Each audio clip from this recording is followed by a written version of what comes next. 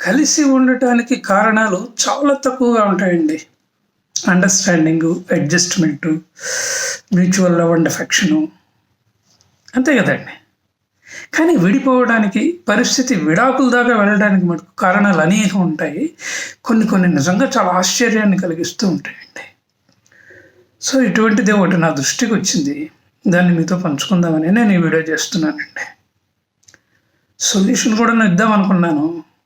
కానీ ప్రేక్షకులుగా మీకు వదిలేస్తే బాగుంటుందన్న ఉద్దేశంతోనే నేను ఒక నిర్ణయానికి వచ్చి ఈ వీడియో చేస్తున్నానండి. విషయం ఏంటంటే, ఈ మధ్య నేను సిటీ సివిల్ కోర్టుకు వెళ్ళాను. ఆ రోజు శనివారం. అదే రోజు నా జూనియరు, నా అభిమాని ఒక రిటైర్మెంట్ కూడాను నన్ను ఇన్వైట్ చేశాడు. సరే వెళ్ళాను. అతనితో రూమ్లో మాట్లాడుతూ ఉన్నాను నేను. పక్కన ఫ్యామిలీ కోర్టు కూడా ఉందిలేండి. అది చాలా కోలాహలంగా ఉంటుంది ఎప్పుడూ కూడా. అయితే బయట నుంచి ఇద్దరు పెద్దవాళ్ళు, భార్యాభర్తలు నన్ను గమనిస్తూ ఉన్నారు.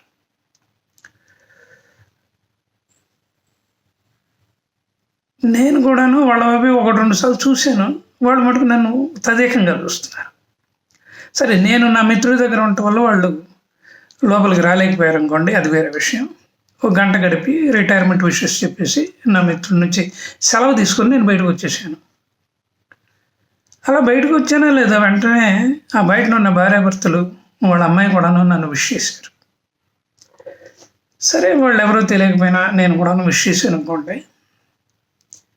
ఆ తల్లి అంది, సార్ నేను మా వారు మీ వీడియోలు చూస్తూ ఉంటాము, చాలా బాగుంటాయి, ముఖ్యంగా హ్యూమన్ రిలేషన్స్ గురించి మీరు బాగా చెప్తూ ఉంటారు అని అంటూనే వాళ్ళ తండ్రి ఏమన్నా అంటే, మా అమ్మాయి కూడా చూస్తూ ఉంటుంది సార్ మీ వీడియోలు అని అన్నారు.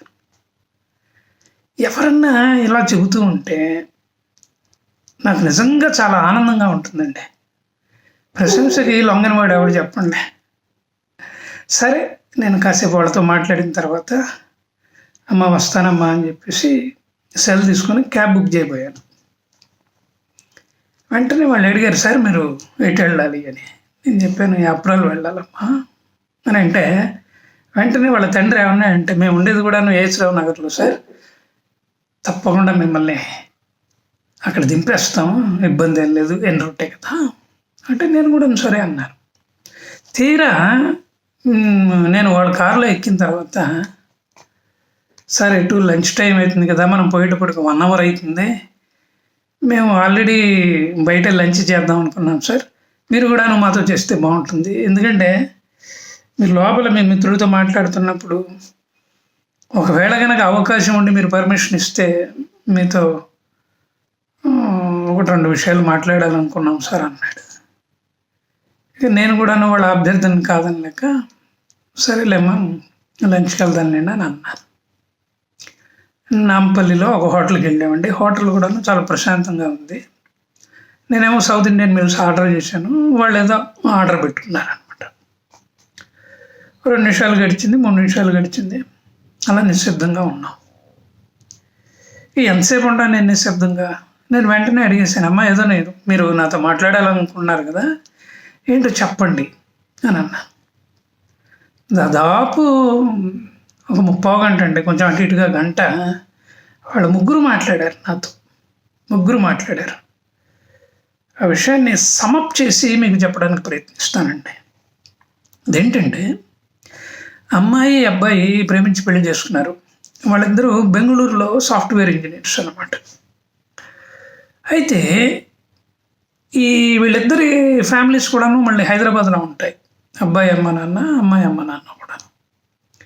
ఈ అమ్మాయి వాళ్ళదేమో సాదాసీదా కుటుంబం, మిత్రులు బంధువులు రాకపోలతో ఇప్పుడు కోలాహలంగా సందడిగా ఉంటుంది. 2 బెడ్రూమ్ పోర్షన్ కాబట్టి సామాను కూడా కొంచెం ఎక్కువగానే ఉంటుంది.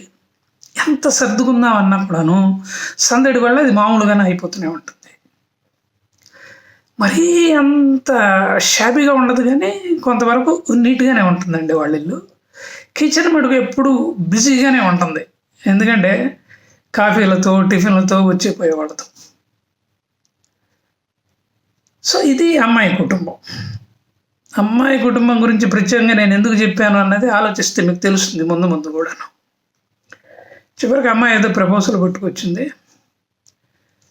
అమ్మాయి తల్లిదండ్రులు కూడాను సరే అమ్మాయి మాట కాదని లేక, సరేలేమ్మా అట్లాగే కానీ అని అన్నారు. ఎందుకంటే ఒక ఎదిగిన అమ్మాయి, అందులో సంపాదనాపరులైన అమ్మాయి స్థిరంగా నేను నిర్ణయానికి వచ్చాను, ఒక అబ్బాయిని నేను ప్రేమించాను, మేము ఇద్దరం ఇష్టపడుతున్నాము అని అన్నప్పుడు ముందుకేసారు అనుకోండి, చివరికి అమ్మాయి వీళ్ళని కాదంటే బాగుండదు కదా అని చెప్పేసి వీళ్ళు కూడా ఓకే అన్నారు. అలా కొంతకాలం గడిచిందంటే విచిత్రం ఏంటంటే పెళ్ళైన తర్వాతనే ఒక విచిత్రమైన సమస్య ఎదురైంది. అది అమ్మాయికి అత్తగారి ఇంట్లో. అత్తగారి ఇల్లు చాలా బ్రహ్మాండంగా ఉంటుంది, చాలా నీట్గా ఉంటుంది. అసలు ఎక్కడ దుమ్ము వెతుకుదామన్నా కూడాను కనపడదు. అదే సమస్య కారణం ఏంటండి, ఈ అమ్మాయి ఎక్కడ పడితే అక్కడ కూర్చోకూడదు. ఒకళ్ళ పని లేదనుకోండి హాల్లోనే ఉండాలి, అందరికీ కనిపిస్తూ ఉండాలి, బెడ్రూమ్లో పోయి తలుపేసుకోవడానికి వీలు లేదు. అట్లాగే ఏ వస్తువును పెడితే ఆ వస్తువు ముట్టుకోకూడదండి, ఎందుకంటే ఖరీదైన వస్తువులు అక్కడక్కడక్కడక్కడ చాలా బాగా అద్భుతంగా అమర్చుకున్నారు అనమాట. అయితే దాన్ని డిస్టర్బ్ కూడా చేయకూడదు. చాలా బాగుంది కదా అని చెప్పేసి దాన్ని చేతిలోకి తీసుకున్నాం అనుకోండి, అసలు తీసుకోకూడదు. ఒకవేళ కనుక తీసుకుంటే దాన్ని మళ్ళీ అక్కడే పెట్టాలి, పెట్టే ముందు శుభ్రంగా నీట్గా తుడిచి పెట్టాలన్నమాట. అట్లాగే బెడ్రూము పడుకునే ముందు ఎలా ఉందో బయటకు వచ్చిన తర్వాత కూడా అలాగే ఉండాలి. ఇక టాయిలెట్స్ దగ్గరకు వస్తే యూస్ చేసిన టాయిలెట్లు కూడాను చాలా నీట్గా ఉండాలండి. అలా నీట్గా చేసి బయటికి రావాలి. 5 నిమిషాల్లో ఆరిపోవాలని చెప్పేసి 3 టాయిలెట్లో వాళ్ళు వాల్మౌట్ ఫ్యాన్స్ కూడా పెట్టుకున్నారు అనమాట. అట్లాగే స్నానం చేసిన తర్వాత వెంటనే బట్టల్ని వాషింగ్ మిషన్లో వేసేసేయాలి, అంతేగాని అది బాత్రూంలో వేలాడుతూ ఉండకూడదు. నేను ఇలా చెప్తూ ఉంటే ఇవన్నీ మంచి విషయాలే కదా అనుకుంటున్నానండి. ఇంకా వాళ్ళు ఏం చెప్పారంటే బ్రేక్ఫాస్ట్, లంచ్, డిన్నర్ అవన్నీ కూడాను డైనింగ్ ఏరియాలోనే చేయాలి, తర్వాత అన్నీ మళ్ళీ కిచెన్లో సర్దేసేయాలి, డైనింగ్ టేబుల్ మటుకు చాలా నీట్గా ఉండాలి. ఇంకొకటి, అవసరమైనంత వరకే వేసుకోవాలి, తినేటప్పుడు కూడాను చాలా డిగ్నిఫైడ్గా తినాలి, హడావిడి చేయకూడదు. ఆ మాటకు వస్తే అసలు మాట్లాడకూడదు కూడా. డైనింగ్ టేబుల్ యూజ్ చేసే ముందు ఎలా ఉందో యూజ్ చేసిన తర్వాత కూడాను అలాగే ఉండాలి. అలాగే దేవుడి రూమ్ అండి, ఆ రూము చాలా నీట్గా ఉంటుంది. అక్కడ ఒకే ఒక కృష్ణుడి బొమ్మ ఉంటుంది, మార్బుల్తో ఉంటుంది ఫ్లోరింగ్ కూడాను. కాబట్టి పూజ అయిపోగానే నీట్గా క్లీన్ చేసి బయటికి రావాలి, రకరకాల మరకలు ఉండటానికి వీలు లేదు. అట్లాగే టీవీ ప్లేస్లో పెద్ద టీవీ ఉంది, హోమ్ థియేటర్ కూడా ఉంది, కానీ పెద్ద సౌండ్ ఎట్టి పరిస్థితిలో కూడాను పెట్టకూడదు. ఎవరైనా గెస్ట్ వచ్చారనుకోండి, వీటిల్లో పెడితే వాటిల్లో సర్వ్ చేయకూడదు. వీలైనంత వరకు ఇంట్లో సెమీ పార్టీ వేర్తోనే ఉండాలి, ఏ బట్టలు పడితే ఆ బట్టలతో ఉండకూడదు. నేను కనెక్ట్ కాలేకపోతున్నానండి, వీళ్ళన్నీ చెప్తున్నారు కానీ నేనేమో కనెక్ట్ కాలేకపోతున్నాను. అలాగే చివరికి బయట కుండీల్లో కూడాను నీళ్లు పోసేటప్పుడు చిందరవందరగా పోయకూడదు, అంటే ఒక కళాత్మకంగా ఆర్టిస్ట్గా నీళ్లు పోయాలి. అంటే బయట వాతావరణం కూడాను చాలా అద్భుతంగా ఉండాలి. ఇప్పుడు పరమేశ్వర్ వచ్చి గిన్నెలు కడిగి వెళ్ళింది అనుకోండి, వాటిని తర్వాత మళ్ళీ పొడిగొట్టుతో నీట్గా తుడిచి నీట్గా అరేంజ్ చేసుకోవాలి. వారానికి ఒకసారి డస్టింగ్ తీసుకోవాలి ఇంటిని. అన్ని వస్తువుల్ని ఈ నిచ్చెన వేసుకొని నీట్గా తుడిచిపెట్టాలి. ఇంకొకటి విచిత్రం ఏంటంటే వీళ్ళు చెప్పింది రోజు మార్చి రోజు sofa covers, bed sheets, pillow covers అన్నీ మార్చేసేయాలండి. అవి కూడాను మ్యాచింగ్వి అరేంజ్ చేయాలన్నమాట. అలాగే నెలకు ఒకసారి ఫ్యాన్లు, లైట్లు, టీవీలు, హోమ్ థియేటర్ని క్లీన్ చేయాలి. ఇది ఒక పెద్ద టైం టేబుల్ అండి, స్ట్రిక్ట్ టైం టేబుల్ అన్నమాట. వెరసి ఇల్లు 24/7 కూడాను తళతళలాడుతూ ఉండాలండి. వాడు చెప్పిందంతా విన్న తర్వాత నేను అన్నాను, అమ్మ మీరిద్దరూ ఉండేది బెంగళూరులో కదా, మరి మీ అమ్మ, మీ నాన్నగారు, అబ్బాయి వాళ్ళ అమ్మ నాన్నగారు అంటే మీ అత్తగారు, అమ్మగారు కూడాను, మామగారు కూడాను హైదరాబాద్లో ఉండేది, మీకు ఇబ్బంది ఏంటి అని అన్నాను. అంటే వాళ్ళు ఏం చెప్పారంటే మేమున్నది అంతండి 6 నెలలే కలిసి బెంగళూరులో. 2 ఏళ్ల క్రితం మా మామగారికి 2 కిడ్నీస్ ఫెయిల్ అయ్యాయని తెలిసింది, ఇంట్లోనే ఉంటున్నారు. ఈ మధ్య వీక్లీ థ్రైస్కి దాదాపు 7-8 నెలల బట్టి డయాలసిస్కి వెళ్ళొస్తున్నారు. అంతకుముందు ఇద్దరు కలిసి ఇల్లు నీట్గా పెట్టుకునేవాళ్ళు. ఇప్పుడేమో మా అత్తగారు ఒక్కరే చేసుకోలేకపోతున్నారు. వీకెండ్స్ రాగానే బెంగళూరు నుంచి హైదరాబాద్కి మేమిద్దరం వచ్చేసేవాళ్ళము. ఎందుకంటే ఆ ఇల్లు నీట్గా పెట్టడానికి. ఆ 2 రోజులు రెస్ట్ తీసుకుందామంటే కుదరని విషయం. అసలు ఫ్రీడమ్ కూడా ఉండదు. చివరికి అతి కష్టం మీద మేమిద్దరం కూడాను మా మేనేజ్మెంట్ రిక్వెస్ట్ చేసి వర్క్ ఫ్రమ్ హోమ్కి పర్మిషన్ తెచ్చుకున్నామండి. అలా ఆల్మోస్ట్ 2 ఏళ్ళ బట్టి ఇంట్లోనే ఉంటున్నాము. మా మామగారేమో బాగా చితికిపోయారు. వారానికి ఆల్మోస్ట్ రోజు మార్చి రోజు డయాలసిస్కి తీసుకెళ్లాల్సి వస్తున్నది. ఆయన్ను చూసుకోవాలి, ఇల్లు చూసుకోవాలి, గెస్టులను కూడా చూసుకోవాలి. పైపెచ్చు ఇల్లునేమో చాలా అద్దంగా తుడిచిపెట్టుకోవాలి అంటూ అమ్మాయి ఒక విషయం చెప్పిందండి. అదేంటంటే ఒకరోజు కాల్లో ఉండిపోయి సిస్టమ్ దగ్గరే తినాల్సి వచ్చిందిట. రాత్రి 11 అయిందిట. వెంటనే ఈ ప్లేట్లు అవి పెట్టకుండా కిచెన్లో నిద్రపోయిందిట. పొద్దున్నే వాళ్ళ అత్తగారు చూసి ఓ పెద్ద యుద్ధం చేసిందిటండి. ఆ యుద్ధంలో భాగంగా వాళ్ళ అమ్మ నాన్నని కూడాను తప్పు పట్టిందిట. ఈ అమ్మాయి బాధ ఏంటంటే ఒక పక్క వర్క్ చేసుకోవాలి, మా ఆయనేమో అసలు ఏది పట్టించుకోడు, ఇల్లునేమో నీట్గా పెట్టుకోవాలి, మా మామగారు చేసే పనులన్నీ నేను చేయాలి అని చెప్పిందండి. ఇంకొక విషయం కూడా చెప్పింది ఏంటంటే టీమ్ లీడర్గా ప్రమోషన్ వచ్చిందండి నాకు ఒక 6 నెలల క్రితము. చెన్నైకి వెళ్ళాలి. భార్య, మా అత్తగారు, మా మామగారు, మా ఆయన చివరికి వెళ్ళడానికి వీల్లేదు, ప్రమోషన్ రిజెక్ట్ చేయమన్నారు. నేను అందుకనే ప్రమోషన్ కూడాను నేను 4గా అయిపోయానండి.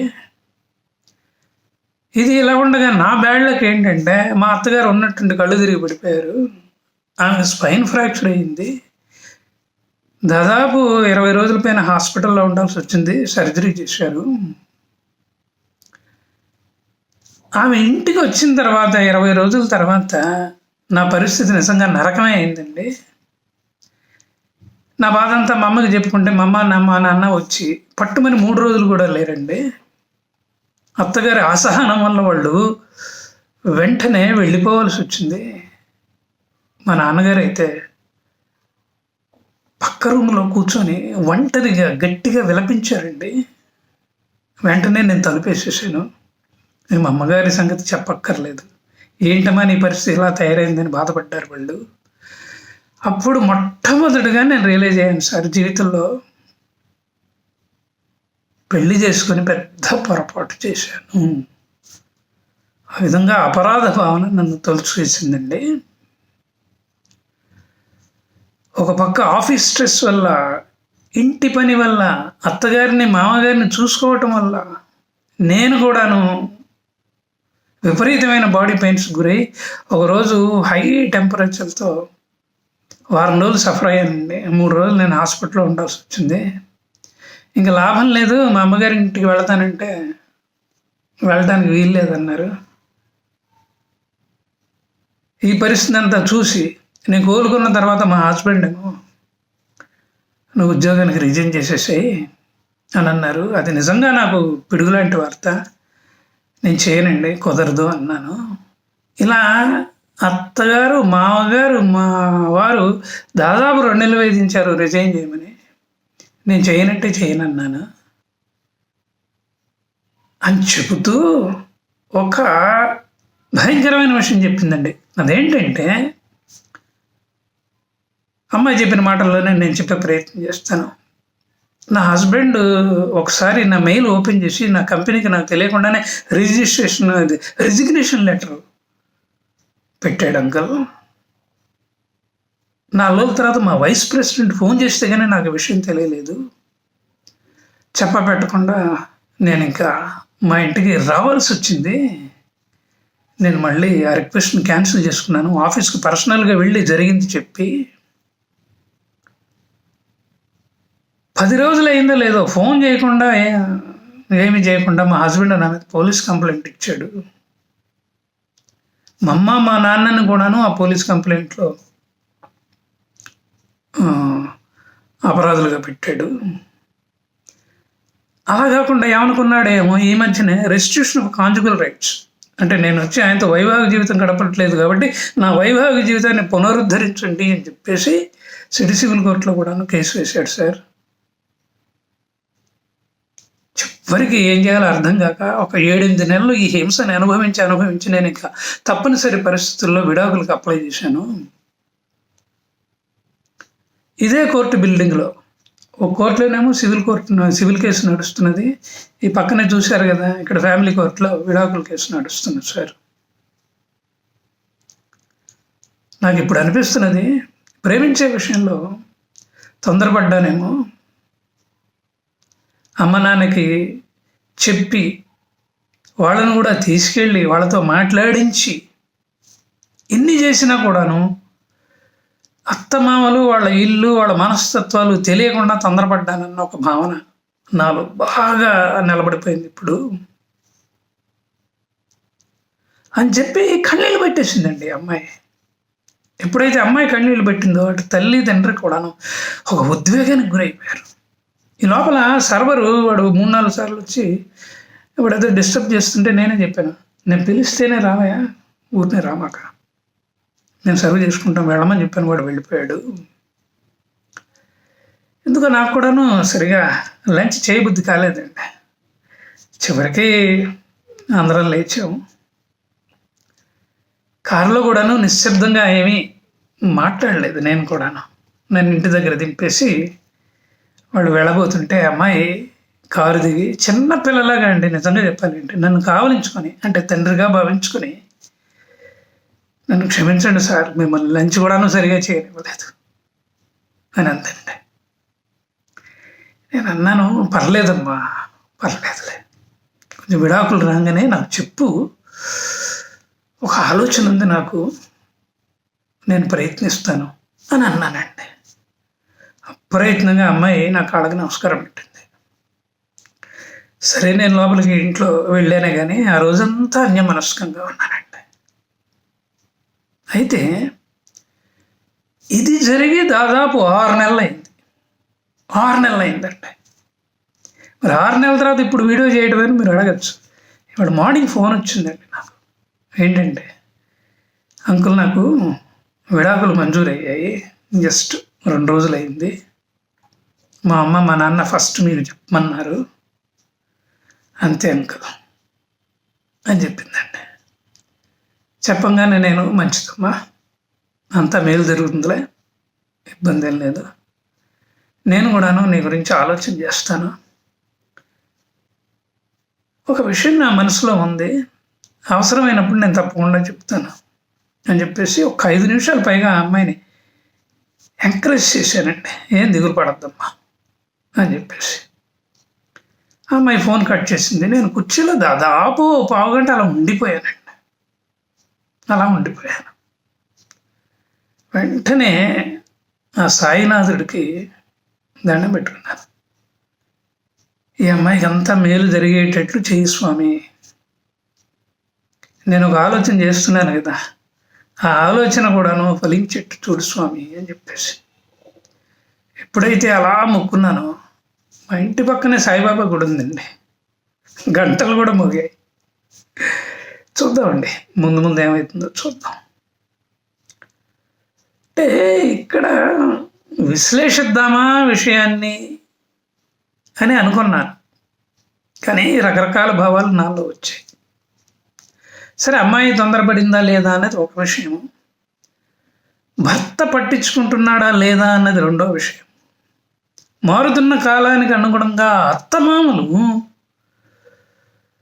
నీట్నెస్కి మరీ అంత ప్రాముఖ్యత ఇచ్చి చివరికి కోడల్ని ఉద్యోగం మానేయమనే పరిస్థితి దాకా తీసుకొచ్చారు అంటే అది ఎంతవరకు సమంజసము?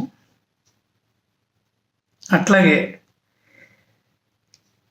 భార్య కూడాను చెప్పకుండా మెయిల్ ఓపెన్ చేసేసి రిజిగ్నేషన్ పెట్టడం వల్ల అబ్బాయి ఎంత తొందరపడ్డాడు, ఆ విధంగా చేయటం ఎంతవరకు సమంజసము? ఇవన్నీ కూడాను నిజంగా చర్చించవలసిన విషయాలండి. కాబట్టి మొట్టమొదటిలో నేను చెప్పాను కదా, మీకే వదిలేస్తున్నాను ఈ విషయాన్ని అని. ఎందుకంటే ఒక్కొక్కళ్ళది ఒక్కొక్క జడ్జిమెంట్ కదండి. అందువల్ల ఇక్కడ తప్పెవరిదని కాదు, ఇలా జరుగుంటే బాగుండేది అన్నదే అందరి మనసులో ఉండే భావన, అంతే కదా. సో ఆ భావన ఏమిటో మీరు మెసేజ్ రూపంలో హాయిగా తెలియపరచండి. ఎందుకంటే విడాకుల పర్వం యథావిధిగా ఉధృతంగా కొనసాగుతుందండి. ఇప్పుడు మరి కాలమాన పరిస్థితులు మరి అలాగొచ్చాయి, మనం ఏమీ చెయ్యలేం. సెకండ్ మ్యారేజ్ వాళ్ళ సంఖ్య కూడా పెరిగిపోతున్నదండి.